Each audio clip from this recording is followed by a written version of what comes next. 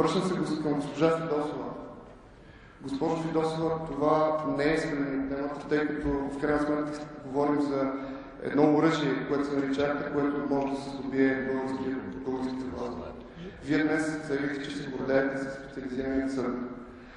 Аз разбрах преди час на път насам, че първото дело на този специализиран съд, който кой колко надежди е хранен, че наистина ще се бори с организираната престъпност е спорно, но все пак го има.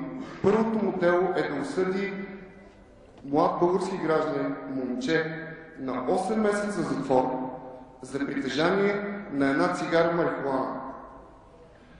Господа от граждани за развитие на европейска България, в Швейцария, в Холандия и в повечето европейски страни притежанието на една доза не е криминализирано. Завършвам господин Мартин Димитров.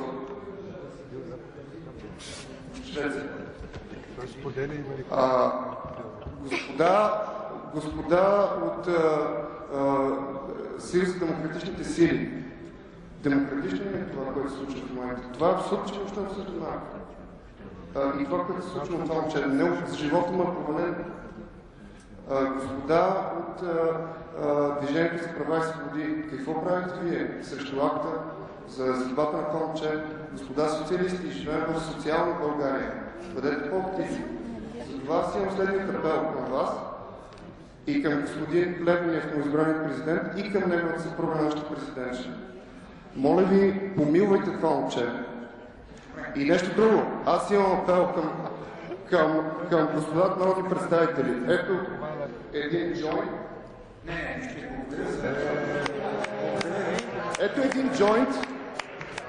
Запалката на стълбата, някакъв да направи малко палка.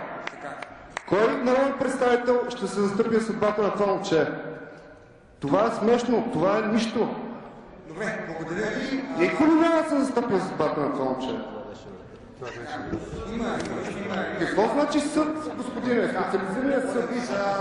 Аз апелирам към господин Плевнелиев, прокурорът на Република България да помилва това момче. Как се казвате, господине? Как се казвате? Как се казвате? Как се казвате? Как се казвате? Питам ви, вие сте народен представител. Моля ви, заемете си вече мястото. Слушахме ви всички внимателно. Така, моля следващия гост, вие пожелахте думата, представете се за какво. Вижте, пак ви моля за толерантно отношение помежду си и второ за допълнително